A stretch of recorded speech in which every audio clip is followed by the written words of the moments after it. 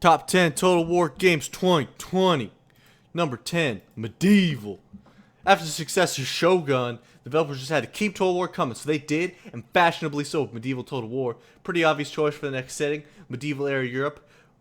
Quite well documented relatively, huge battles, political intrigue. Graphics seem to have improved a little bit. It released 2 years after Shogun, that's to be expected. However, it's still kind of an eyesore. Battles look pixelated, especially when you zoom out.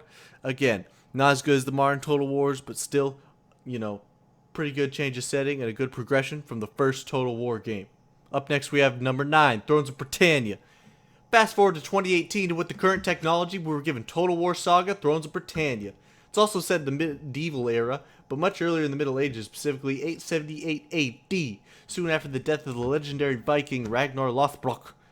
As a result, the budding kings of feudal Europe have one heck of a power stroke, see who comes out on top. Unlike the previous ones, this one has smaller scope, just being set on the British Isles. You can tell by the name. Beyond the graphics, AI, and gameplay changes, it doesn't have many advantages over the first two games, above which had sequels better. Number 8, Rome 2. To say that Total War Rome 2 had a rough release in 2013 is an understatement. It was quite a disaster, to be honest. What's even worse is it was supposed to be the successor to the first Rome, which is considered a masterpiece when it was released. Why is it better than Thrones of Britannia, the first two Total War games? Well, it improved considerably. Over the next 5 years since release, they fixed the game's problems, re-released with an Emperor Edition with new graphics, and just made the game epicer. Up next, we have number 7, Attila. Total War Attila was in many ways a refinement of Rome 2's formula. It came a year after Rome 2's rough release and wrestled with the gloomy time period that followed the Roman Empire. Of course, it featured Attila the Hun himself, who swept through Europe like a plague of blades, spears, and arrows. The gameplay is pretty similar to Rome 2, except for the Horde mechanic. The Horde mechanic is a new play style where you campaign, you can focus more on the battles and less of a settlement. You just blaze through it like hell. You don't have to worry about borders or buildings. It's a fresh spin on the formula. And number 6, we have Empire. For many fans of the Total War franchise, Empire Total War was as alien as Warhammer. Empire made a huge departure from the hammer and anvil melee battles of the pre-gunpowder age Total War titles. It was set in the colonial period, 16th to 18th century. Most European countries were scrambling to get as many third world colonies as possible. Empire probably had the grandest scale of all Total War games, 3 huge theaters. Additionally, Empire introduced the first naval warfare, naval combat. Empire explored the American Revolution. Lots of new, shiny, diverse, excellent factions. And then number 5, we have Napoleon. Empire was ambitious, perhaps too ambitious for conventional gameplay, and it often was confusing or dizzying. Thankfully, Napoleon Total War got released in 2010, gave us a much more needed focus for those Total War games. Instead of partaking in this grand campaign that spans the whole world, Napoleon focused on the French general and emperor's campaigns in Europe. You can choose to play as Napoleon himself or his enemies set in the French Revolutionary Wars and Napoleonic Wars, has line infantry warfare and naval battles with no shortage of gunpowder. However, it was only slightly improved from Empire. And at number 4, we have Medieval 2. Medieval 2 is just awesome, man.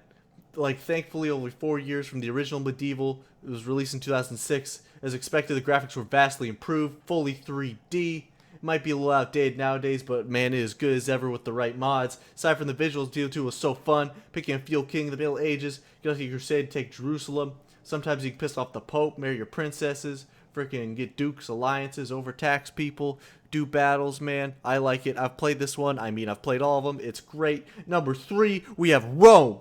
Yeah. Rome Total War was by far the biggest leap Creative Assembly did with the franchise. It released in 2004, just 2 years after the 2.5 dimension texture sprites of the first Medieval, and revolutionized the strategy games.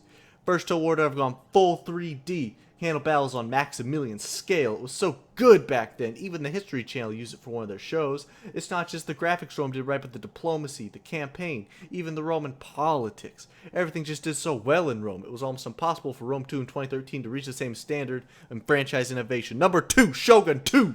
It wasn't until a decade later when Creative Assembly decided to revisit feudal Japan again, as it did with the original Shogun Total War. When they did, became one of the best Total War games ever in all aspects, atmosphere, gameplay, scope, visuals. It was just insane. Shogun 2's Creative Assembly at their best. The way they seamlessly combine Japanese aesthetics into UI, the zoom, the details, the mosh pit of the battles. The campaign gameplay is exciting since you eventually trigger a sudden death mode where the Shogun will declare you an enemy of all Japan and everyone wishes to take you out in brutal warfare. And number 1, Total War 3 Kingdoms. It seems the developers were quite good at transitioning the Orient's warfare into Total War games. Like Shogun II, Total War 3 Kingdoms, released in May 2019, was a resounding success.